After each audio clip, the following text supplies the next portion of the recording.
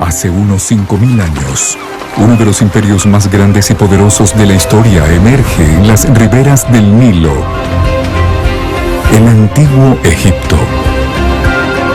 Templos monumentales, tumbas y metrópolis son testigos del poder de esta fascinante civilización.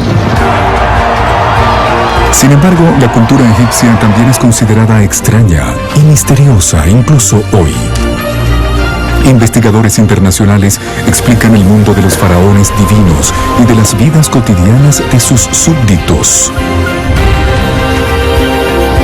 El imperio egipcio perduró por 3000 años. ¿Cuál fue el secreto del éxito de esta avanzada civilización del Nilo?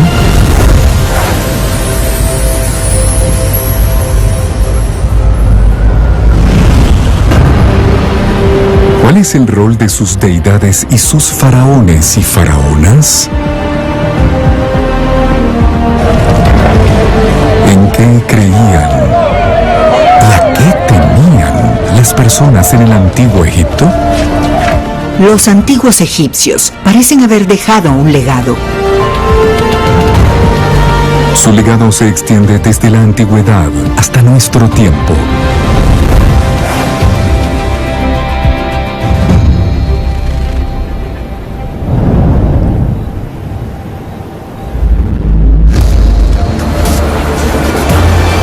La arteria vital de Egipto fluye a través del desierto, el Nilo. Incluso hoy, todo depende de él. En la época de los faraones, el país estaba dividido en dos partes, el Alto y el Bajo Egipto. La supervivencia solo es posible si las personas no se cortan el flujo de agua entre sí y están unidas bajo un gobierno centralizado. Durante 3000 años, los faraones y faraonas gobiernan la tierra. Después de 31 dinastías, Cleopatra es la última gobernante. Entre sus predecesores está Ramsés II, el dios viviente en la tierra, o Tutankamón, el de la tumba mundialmente famosa. Al principio, alrededor del año 3100 a.C., los cimientos del Egipto unificado son establecidos por él, el rey Narmer. Creo que el rol del faraón cambió con el tiempo, durante un largo periodo, durante todo el curso de la civilización egipcia, pero el repertorio de símbolos y motivos de la realeza estaba allí y era adaptado una vez que alguien ascendía a ese nivel con su familia incluida. No solo el nombre, no solo su distrito, sino todo Egipto, norte y sur. Entonces podían asumir todas las insignias, autoridad, carisma y poder espiritual de la propia realeza. Es el rey Narmer quien unifica el Bajo y el Alto Egipto hace 5000 años. Su emblema es alta, corona blanca del Alto Egipto.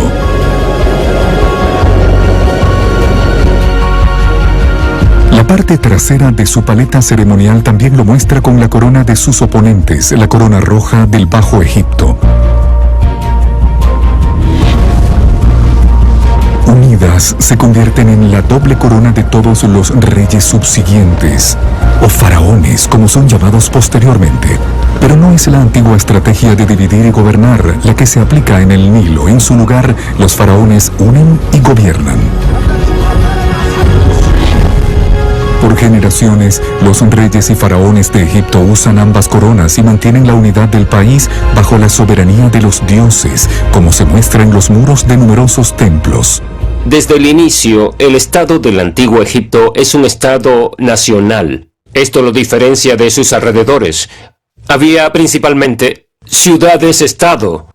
Por ejemplo, Babilonia en Mesopotamia. El Estado nacional en Egipto era muy distinto porque estaba en un solo suelo, con un solo pueblo. Y esto permaneció durante 31 dinastías, por un periodo de casi 3 milenios. El rey Narmer se convierte en el prototipo de todos los faraones. Son mostrados dominando la escena en una pose de poder, como en los relieves del templo mortuorio de Setis I, incluso 1700 años después, armados con un garrote, un hacha de batalla o una cimitarra. ocasiones, con arco y flecha en sus carretas, el mensaje siempre es el mismo. Yo, el faraón, soy el único e irrestricto gobernante de Egipto en la guerra y en la paz. Y claro, siempre es el vencedor por excelencia, matando a sus enemigos. Una vez pintados con colores llamativos, los relieves sirven como propaganda para la monarquía autocrática hereditaria de los faraones. La monarquía hereditaria tuvo un rol importante en el antiguo Egipto, ya que se esperaba que brindase estabilidad al país. Los egipcios asumían que con la creación del mundo, su surgimiento de la nada, existía un mundo ordenado por un lado y un elemento caótico por el otro. Así que era de vital importancia que el rey mantuviese el orden con la ayuda de los oficiales a su mando. En otras palabras, que el caos fuese controlado. Sin embargo, por sobre todo, es la naturaleza la que gobierna Egipto. Cada año el Nilo inunda el estrecho valle en medio del desierto. Cuando la inundación retrocede, un lodo orgánico fértil permanece en los campos. Justo como los egipcios imaginan el origen del mundo. En el principio había caos. La tierra estaba cubierta de agua. No había nada salvo oscuridad. De las inundaciones surge el montículo primordial. Luego, él sale del huevo. Atum, quien se engendra a sí mismo. El Dios de la creación, o en palabras de la Biblia, y Dios dijo, hágase la luz, y hubo luz. Saludos, Ra, perfecto cada día. El Dios Sol Ra Arakte trae luz al mundo. Una palmera y un capullo de loto en la colina primordial. Y así comienza la vida. Los antiguos egipcios tenían varios mitos creacionistas y estos provenían de diferentes partes del país, y una vez que el país fue unificado, realmente no tuvieron problemas para mezclarlos todos. Pero el objetivo central de todos ellos era explicar el mundo natural. Y lo realmente interesante es que incluso en el año 3000 a.C., gran parte de lo que decían es algo que ahora podríamos considerar como alta ciencia. Tenemos las ideas del limo primordial y de que el origen de todos los seres vivos proviene de ese limo que, de nuevo, es una idea que tenemos, la idea de la oscuridad de la cual surge la luz, casi como un Big Bang. Atum produce la luz solar y por tanto la fotosíntesis como el prerequisito de toda la vida. Los egipcios lo alaban en sus himnos.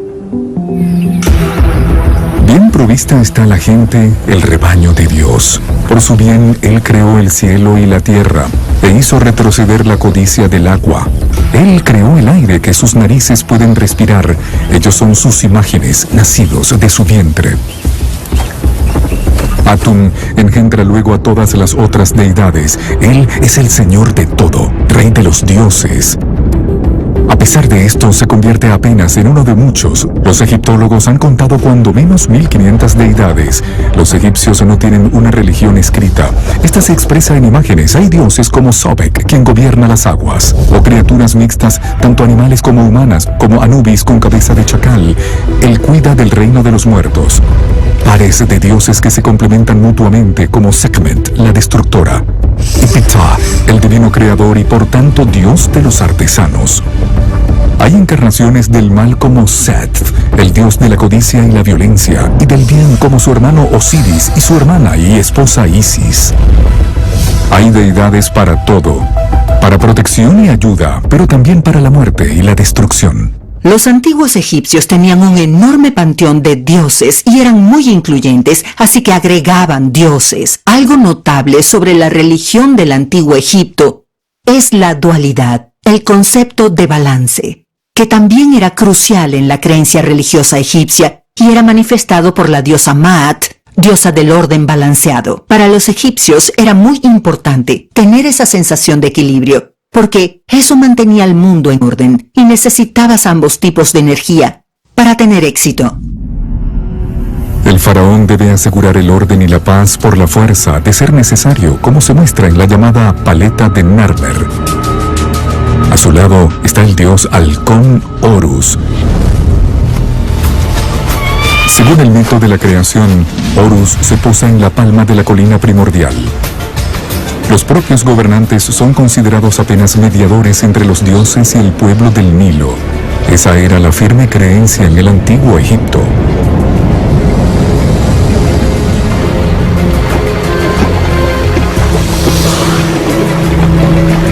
Incluso 3000 años después, un templo monumental es erigido en Edfu, en honor a Horus, el dios patrono de los faraones.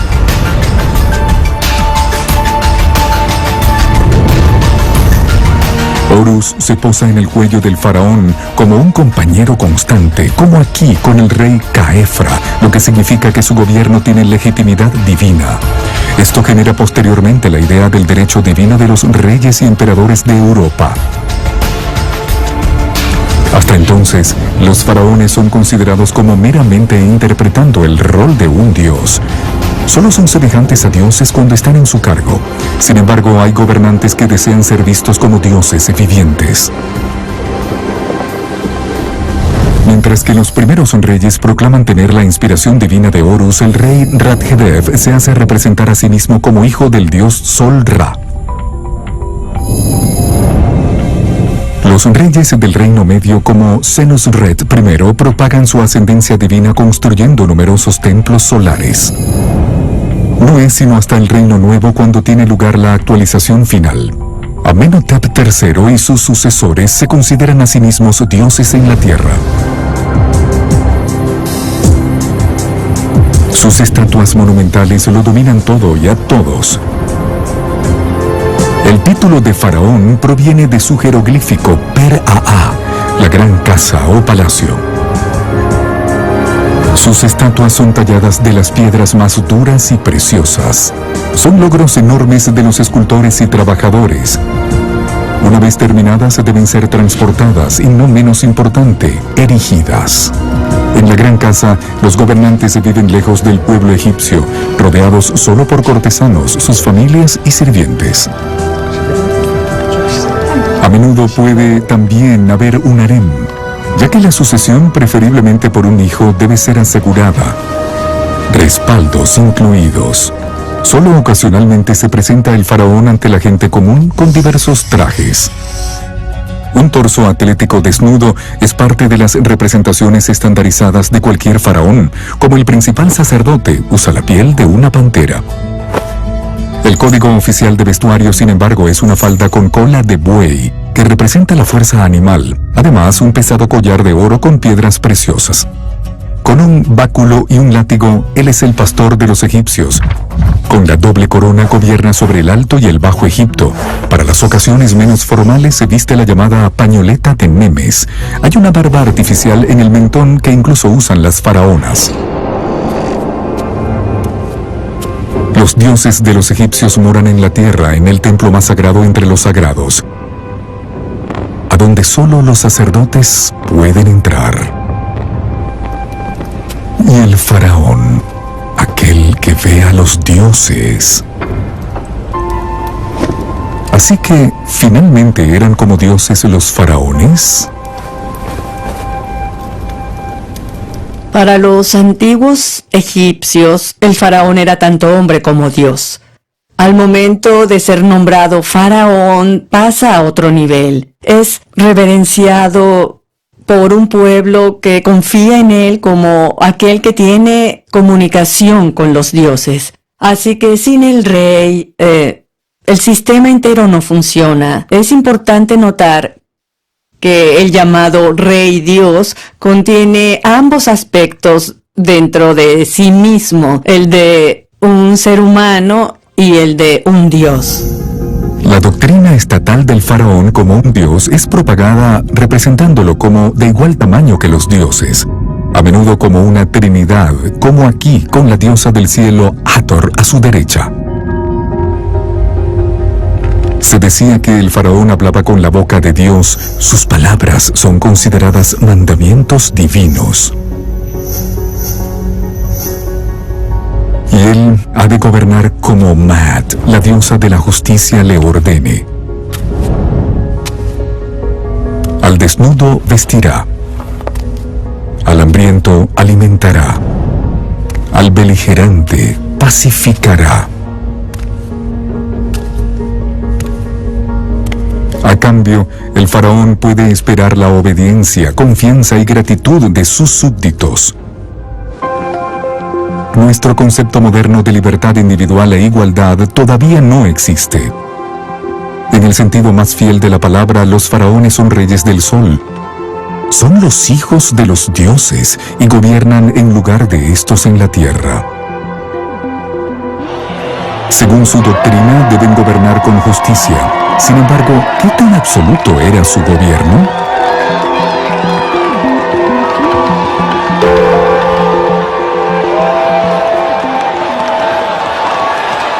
Creo que había cierto grado de absolutismo en el gobierno faraónico, en especial en el período más poderoso de los reinos, pero ciertamente también en la era del imperio, en las dinastías 18 y 19, y no cuestionabas al regente, incluso por costumbre.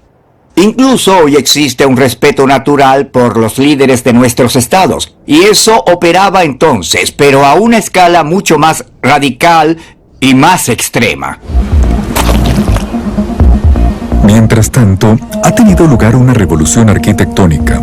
En lugar de ladrillos hechos con lodo del Nilo, ahora construyen con mampostería, pirámides para los regentes y templos para los dioses eternos. Y debido al número de deidades, también hay muchos santuarios menores e incluso ciudades-templo enteras, como el asombrosamente preservado distrito de templos de Karnak, en Luxor. El templo de Medinet Abu se yergue simbólicamente en el montículo primordial de la creación, del cual creció el papiro, simbolizado por columnas que soportan el cielo del templo y sus losas del techo con estrellas pintadas, cada una con un peso mayor a 1 tonelada. Restos de pintura testifican que estas moradas de los dioses alguna vez estuvieron coloridamente pintadas. Templos no son meramente lugares sagrados, también son usados muy profanamente como una especie de oficina de impuestos. Sin embargo, en lugar de dinero, los súbditos pagan sus impuestos en bienes, pues las monedas aún no existen. Hay listas de ingresos por impuestos talladas en piedra, la cantidad de grano entregado, el número de ánforas llenas de aceite de oliva o lingotes de oro para la creación de joyas. Los templos poseen grandes tramos de tierra fértil, aunque solo les son entregados bienes. La economía egipcia está organizada de un modo sorprendentemente moderno. Egipto poseía una especie de economía planeada. Principalmente, funcionaba de acuerdo al ritmo del Nilo. Así que los impuestos se calculaban según el nivel del Nilo. Podemos considerar esos impuestos como los que hoy llamaríamos impuestos sobre la renta. Los templos eran los que principalmente estaban a cargo de la recolección y el cobro de impuestos. Por eso a veces solemos hablar de economía de templo.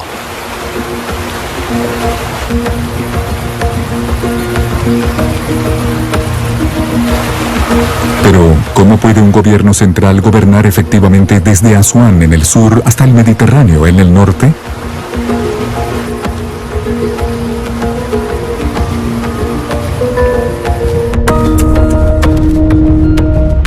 La fórmula del éxito de Egipto es su coherencia como Estado. Después de que el rey Narmer une el Alto y el Bajo Egipto por la fuerza, el país es dividido en regiones, más tarde llamadas nomes. A la cabeza de cada región está un príncipe de distrito. Sin embargo, en ocasiones, este puede desviarse del poder central. Pero usualmente el garrote del faraón asegura la unidad del país. Pero ¿cómo es gobernado y administrado? El faraón es considerado divino como lo es su gobierno. Egipto es gobernado autocráticamente de arriba a abajo. Lo que sea que hagan los ministros oficiales del gobierno y recolectores de impuestos es tan sagrado como las palabras del faraón. Pero incluso en el antiguo Egipto hay oposición. Por supuesto que había disputas. Hubo momentos en que la Casa Real era mostrada por quienes se le oponían como incapaz de comunicarse apropiadamente con los dioses. Sin embargo, hubo sorprendentemente pocas guerras civiles y rebeliones internas durante los 3000 años de historia egipcia. Cuando eso ocurría, se vinculaba a problemas causados por la naturaleza que el faraón no podía resolver. Entonces el pueblo acude a las deidades en sus templos. Deben ser bien atendidas, ya que todo depende de ellas. En la creencia de los egipcios, los dioses no residen en alguna esfera celestial, sino que están con ellos en la tierra. Una estatua de Amón, preciosamente decorada con oro. Para el judaísmo, el cristianismo y el islam, tales estatuas son meros ídolos. Para los antiguos egipcios, sin embargo, sus dioses están inmediatamente presentes en sus estatuas. Como señaló un antiguo escritor griego, los egipcios traían a los dioses a la tierra. Pero hay algo especial: los dioses egipcios no son solo receptores de sacrificios. Dependen por completo de la ayuda de los humanos. Los dioses personificados por sus estatuas deben ser lavados y vestidos cada mañana por el faraón o los sacerdotes.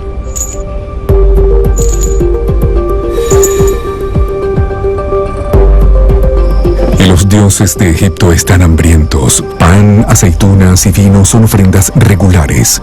Gansos del Nilo y toros son sacrificados para ellos, aunque solo sea simbólicamente. Solo el olor de la grasa quemada que asciende al cielo es para los dioses. La carne es entregada a los sacerdotes y a sus familias como recompensa por sus servicios en el templo. Para los antiguos egipcios, el mundo está en perpetuo movimiento. Cada noche el dios Sol desaparece en el inframundo, más allá del horizonte occidental. Deben ofrecerle sacrificios para que anime de nuevo al mundo cada mañana.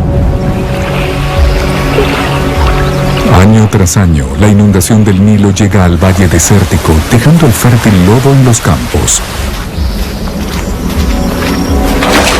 El manejo del agua es una de las principales tareas del faraón, ya que todos sus súbditos deben recibir su justa parte.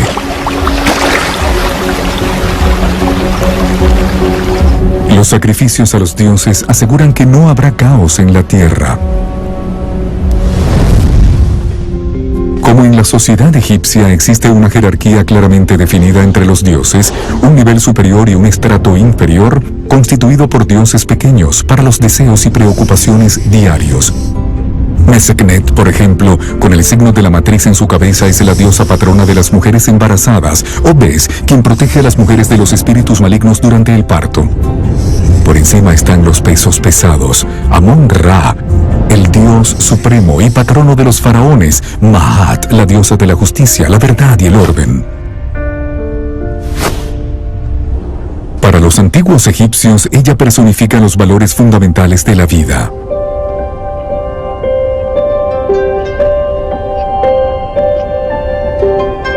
Se encuentra por todas partes como estatua en murales y en templos. En las tumbas y sarcófagos, ella protege a las momias. Posee el título de amante del faraón. Con sus plumas de avestruz, ella decide en la balanza del alma, en el reino de los muertos, entre la aniquilación y la vida eterna. Maat es el orden mundial cósmico personificado. Los textos reales enseñan a los faraones cómo gobernar. Incluso desde niños tienen que memorizar los 42 mandamientos que deben seguir. No serás malvado. La amabilidad es mejor. No distinguirás entre el bien nacido y el plebeyo. No pasarás junto a un suplicante sin escucharlo. Gobernarás con justicia, realizando el Ma'at. Así, Ma'at brinda los lineamientos para un gobierno justo. Por ellos, quienes gobiernan pueden ser medidos. Ma'at era un concepto decisivo en el antiguo Egipto. El rey debía buscar el Ma'at para poder cumplir con sus deberes. Ma'at no es simplemente el orden o el funcionamiento del Estado. Ella representa normas éticas que estaban definidas con precisión y en parte eran mucho más precisas que nuestros 10 mandamientos.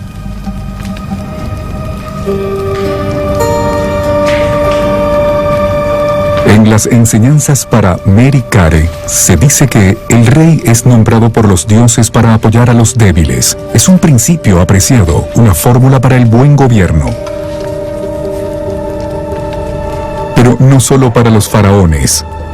Ma'at es el estándar para todos los egipcios. Deben buscar la justicia y la verdad. Y pueden ser medidos por ellas en vida, en la memoria de sus seres amados y en la corte de los muertos. Podemos considerar el Ma'at como una especie de ley constitucional para los antiguos egipcios. Eso es en teoría. Pero en realidad no siempre era tan bueno. Así que tenemos algunas indicaciones de que había corrupción en Egipto. Por ejemplo, tenemos el relato de un hombre del oasis que se quejaba del mal uso del poder real en su contra. Así que no siempre todo era maravilloso. Y se debe en buena parte a que el poder de los faraones es ejercido por incontables oficiales por todo el imperio. Ellos juran ante Ma'at tratar al desconocido también como al conocido, a lo cercano igual que a lo lejano. Estas son reglas de conducta oficiales para la administración del Estado, similares a las reglas modernas de acatamiento. Sin embargo, es poco probable que fuesen observadas siempre. Por supuesto, el sistema de orden del Ma'at se aplicaba a todos en el antiguo Egipto, en especial a quienes tenían una función modelo, es decir, los sacerdotes y oficiales. Pero ellos también eran humanos, y a menudo se preocupaban un poco más por sus propios intereses que por los de otros. Así que por un lado tenemos un concepto ideal que todos deberían seguir, y por el otro tenemos las realidades de la vida. Parte de esa realidad es que los egipcios creen deberles todo a sus dioses. Pero la justicia, la verdad y el orden no siempre son lo más importante. En especial durante los llamados períodos intermedios, fases de agitación y guerra.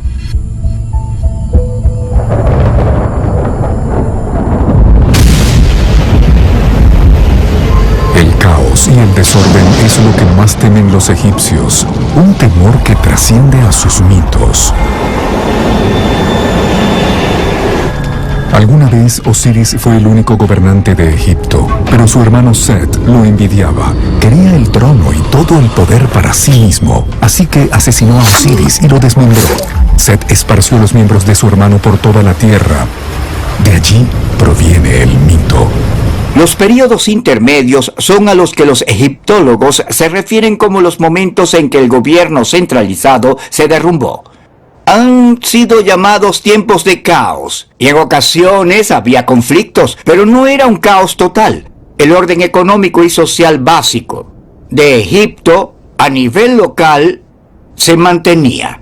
Los gobernantes locales alimentaban a su gente y la protegían. Una vez que surgía un líder local y tomaba el control de todo un nome, actuaba como un faraón para sus inferiores. Se sabe muy poco de estos líderes. Sus nombres no aparecen en las listas de reyes, probablemente porque había demasiados. Durante el caótico primer periodo intermedio, se dice que no menos de 70 faraones gobernaron en igual número de días. Las luchas de poder por la doble corona, el desmembramiento del país y el gobierno extranjero conducen a guerras civiles y condiciones caóticas. En especial cuando el Nilo trae muy poca agua, causando hambruna, o cuando los faraones no cumplen su deber de proveer para el pueblo.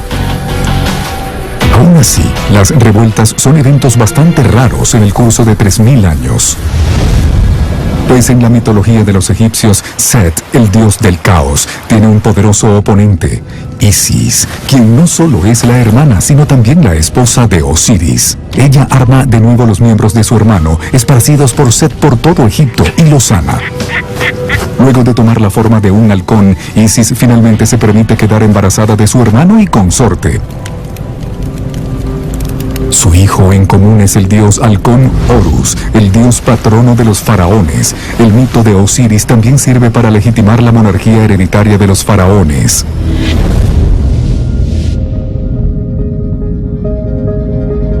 Así es como luce Isis con forma humana. Es mostrada aquí como la madre de Dios, con el hijo de Horus. Tal vez luzca familiar. Isis puede considerarse un modelo para María, la madre de Dios. Sigue siendo popular entre los cristianos de Egipto actualmente. Hasta 10% de la población profesa la fe cóptica, una de las denominaciones cristianas más antiguas.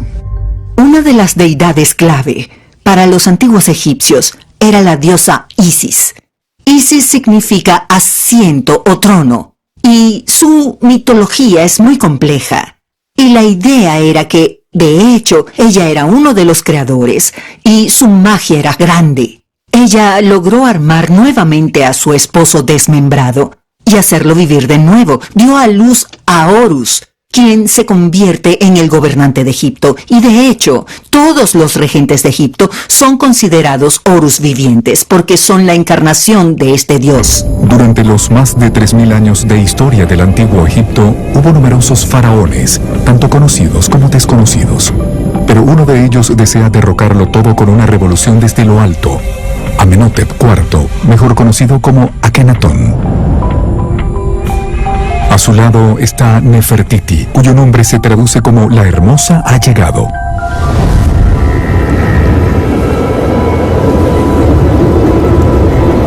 Luego de estar oculta bajo las arenas desérticas por milenios, en 1891 una ciudad completa es descubierta. Incluso el cartel del pueblo ha sobrevivido hasta hoy, tallado en piedra. Construí Aketatón, del lado de la salida del sol, en un lugar elegido por el propio dios Atón.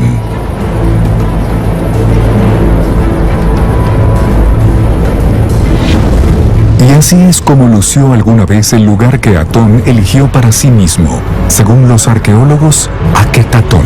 En el año 1347 a.C., la ciudad para el dios Sol Atón comenzó a elevarse de las arenas del desierto cerca de la actual Amarna.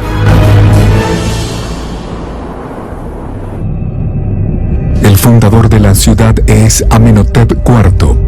Es la primera representación fiel de un faraón.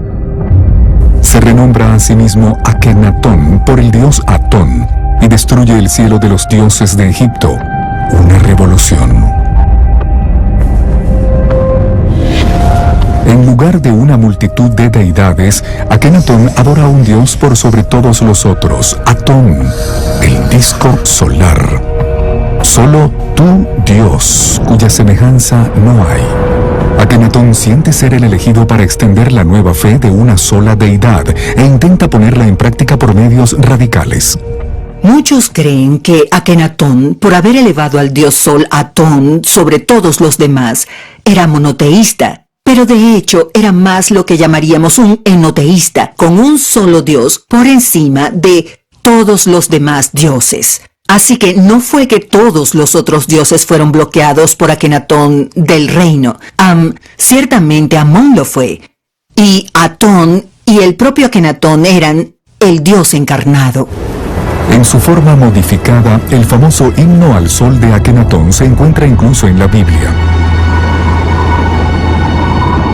Hermoso apareces en el horizonte del cielo, tú sol viviente. Lejano estás, sin embargo, tus rayos están en la tierra. Todo el ganado está satisfecho con su pasto. Los árboles y hierbas son verdes. Tú, que haces que el semen se desarrolle en las mujeres, que haces que las aguas se conviertan en hombres, que das aliento para mantener vivas a todas las criaturas.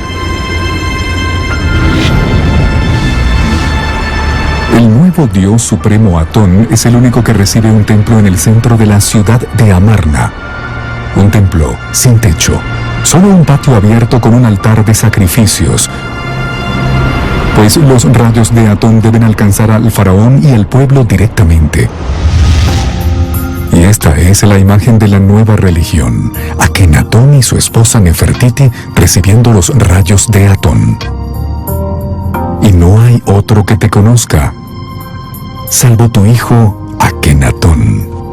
Como el hijo de Atón, solo Akenatón conoce las revelaciones de su Dios, y algo más es completamente nuevo. Nefertiti está al mismo nivel del faraón, junto a sus hijos forman el prototipo de la Sagrada Familia. No hubo nada como esto antes o después en el antiguo Egipto, y algo que también es nuevo es la persecución de los disidentes y de sus dioses y estatuas. La religión de Akenatón era especial. Él hizo algo que nunca se había hecho antes, persiguió al dios Amón. Una de las razones de esto es que se había enfrentado al sumamente poderoso sacerdocio de Amón, que podríamos comparar con lo que representa el Vaticano. Los sacerdotes de Amón tenían puestos decisivos junto al rey, pero el enfrentar a un dios contra otro tuvo una cualidad totalmente. Akenatón, un fundamentalista a cabalidad, hace perseguir a Amón y a su sacerdocio. Su meta es imponer a Atón como el dios más alto de Egipto. Las inscripciones del antiguo dios imperial Amón son destruidas, sus estatuas derribadas, sus templos abandonados al deterioro.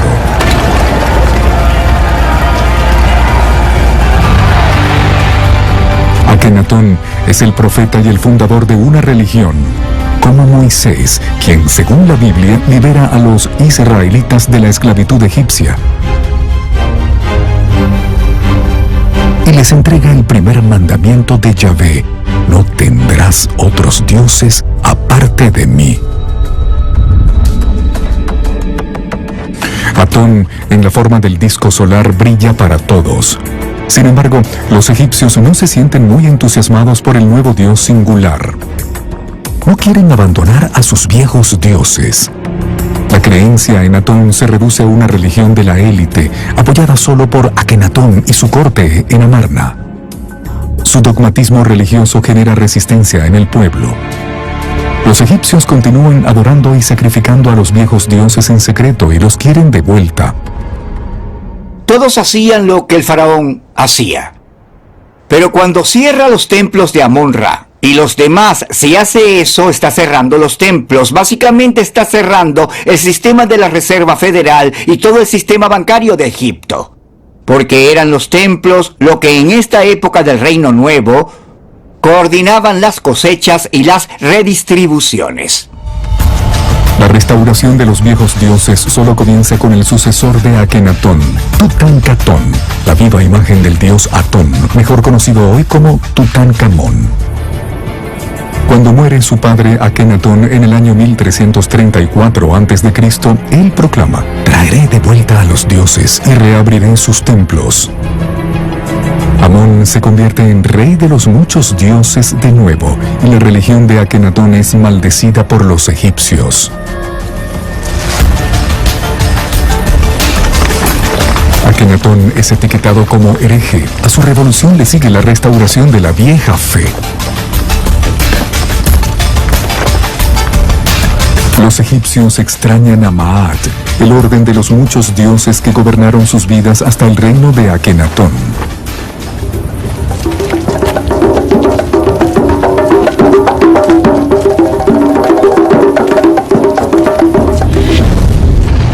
Aparece Ramsés II, probablemente el más fértil de todos los faraones. Engendra unos 100 hijos e hijas. Reina alrededor del año 1250 a.C. Para algunos historiadores es un déspota desenfrenado y no particularmente inteligente. Otros lo consideran un político con visión de futuro y maestro de la diplomacia. Es considerado un megalómano, pero eso probablemente sea solo al seguir las normas e ideales de su época. El complejo de templos que ordena en Luxor muestra dimensiones impactantes. Después de la muerte de Akenatón, Ramsés el Grande crea un auge en la construcción no visto hasta entonces. Hace construir un templo mortuorio para sí mismo en la ribera occidental del Nilo, en Luxor, el Ramesseum. Pretende ser una especie de expiación por la supresión de los dioses tradicionales. La restauración del viejo orden está a la vista de todos. La memoria de Akenatón es borrada. Los dioses de Egipto toman su lugar ancestral de nuevo. El dios imperial Amón está de nuevo en la cima.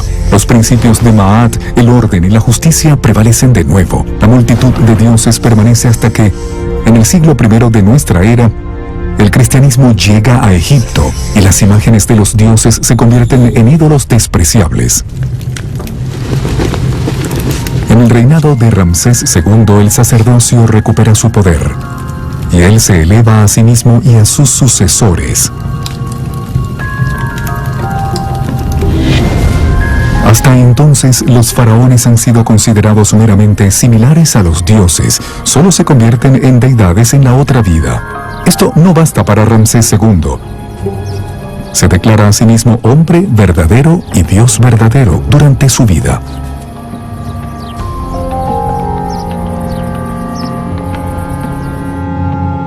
Una estela donada en honor a Ramsés II muestra ambos lados del faraón. En esta estela, él sostiene una pequeña figura de la diosa Maat en su mano, dirigiéndose al dios creador Taj, diciéndole: estoy comprometido con el orden del mundo y soy responsable por él. Eso demuestra el nivel al cual él se comunica con el Dios creador. Para el pueblo, en especial para los altos dignatarios, él se presenta a sí mismo de un modo diferente. Es algo recíproco. El pueblo obtiene algo de él, muestras de honor en oro, por ejemplo, y a cambio, por supuesto, tienen que serle fiel y seguir sus razonamientos y planes. Así que aquí vemos al rey en diferentes niveles, tanto en el nivel divino como también en el nivel individual. Con la divinidad de los faraones ahora establecida, las deidades también emergen de nuevo de la oscuridad de los templos. Una vez al año, durante la fiesta de Opet, el viejo dios imperial Amón de nuevo es sacado del santuario interior en una barcaza.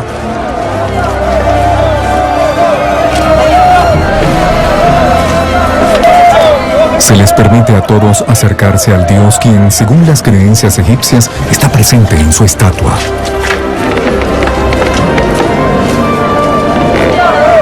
La fiesta antecede a las tradiciones cristianas, como la procesión católica del Corpus Christi.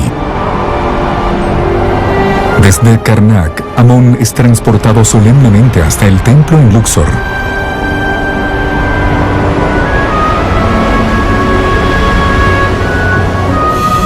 Aquí la fiesta está registrada en impresionantes relieves. Estos demuestran que esa relación inmediata con los dioses, previamente reservada a los faraones, ahora es concedida a todos. Por lo tanto, en la época posterior a Akenatón se desarrolla una devoción íntima individual. Sin embargo, como todos los humanos, los antiguos egipcios deben enfrentar un hecho. Sus vidas son finitas y dada su expectativa de vida de 40 a 50 años, son mucho más cortas que las actuales. Pero ¿qué les aguarda al morir? Se embarcan en el viaje al hermoso oeste. Para los antiguos egipcios, el reino de los muertos yace donde se pone el sol, así que sus tumbas usualmente apuntan al oeste. Valoran la idea de vivir después de la muerte junto a los dioses en el paraíso egipcio.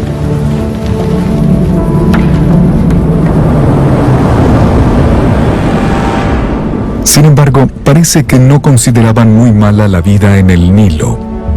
Querían continuar en ella después, como lo muestran sus magníficas tumbas. Inicialmente, la vida eterna está reservada para las reinas, reyes y altos oficiales. embargo, la puerta hacia la otra vida se abre para la gente común también. Incluso los egipcios ordinarios, como el albañil Nactamón, ahora se reúnen con los dioses en la otra vida. En su viaje al oeste llevan consigo no solo provisiones, sino todo tipo de cosas hermosas o de uso potencial en el más allá, como el faraón Tutankamón. Cierto, el más allá parece haber sido democratizado, pero no todos pueden llevarse consigo riquezas a esa escala.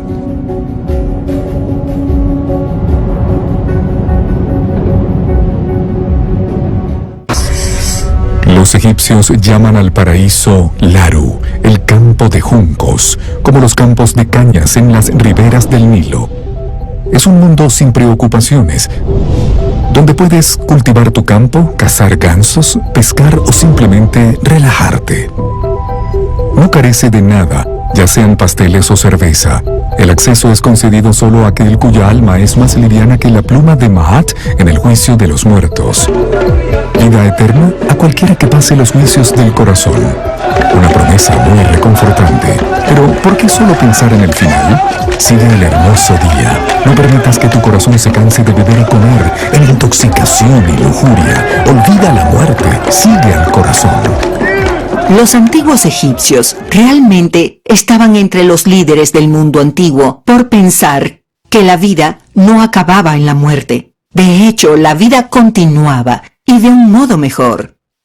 Tenemos a los griegos que no tenían esto. Incluso la gente de Mesopotamia no lo tenían del mismo modo. Pero los egipcios poseían una idea bien concebida y clara que existía esta vida, mueres, y si tuviste una buena vida, si viviste bien, continuarías por la eternidad. Y esto fue algo que más tarde obviamente influyó en las grandes religiones monoteístas, porque lo vemos muy claramente en el cristianismo y también en el islam. El antiguo Egipto y su cultura producen una gran fascinación. Incluso los conquistadores extranjeros se colocan la doble corona de los faraones y adoran a las deidades de Egipto. El sistema de administración que ha sido probado por miles de años les facilita hacerse con el poder. La persistencia del antiguo Egipto, incluso bajo gobernantes foráneos, es particularmente evidente en el templo de Edfu, al sur de Luxor. No fue terminado hasta el año 70 a.C., cuando el país era gobernado por la dinastía griega macedónica de los Ptolemaicos. El complejo se basa en templos egipcios unos 1500 años más antiguos, incluyendo escenas de dioses y faraones. Para los griegos y romanos, cualquier extranjero era un bárbaro. No es así en Egipto.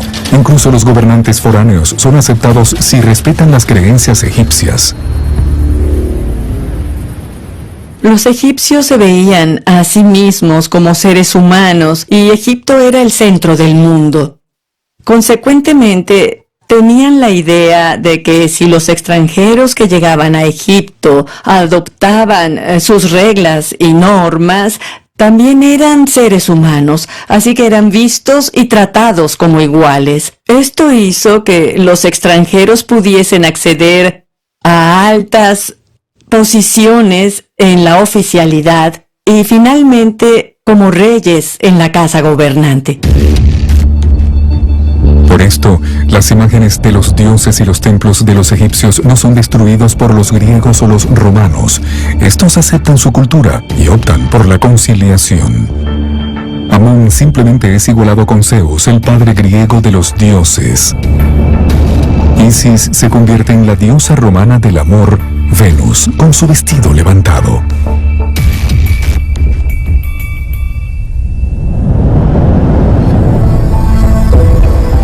Emergen nuevas metrópolis multiculturales como Alejandría, fundada por el conquistador macedónico Alejandro Magno. Él hace construir un templo para un nuevo dios helénico egipcio, Serapis, quien combina características de ambos panteones. Las creencias religiosas egipcias cambiaron con el tiempo, pero ciertas deidades conservan su poder desde el principio hasta llegar, de hecho, al período romano. E incluso fueron llevadas por los romanos tan lejos como Bretaña.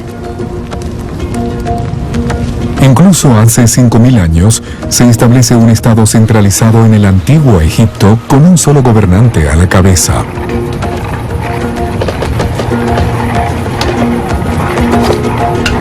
La sociedad se mantiene unida por la creencia en un orden divino y en la vida después de la muerte.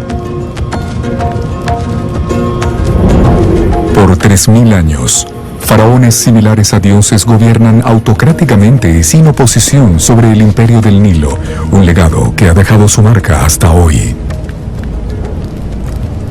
Europa asumió el estilo de gobierno egipcio, lo que significa que comenzando con la monarquía hereditaria del emperador Augusto, se convirtió en un modo de sucesión del gobierno que fue legitimado por el derecho divino del emperador y del rey.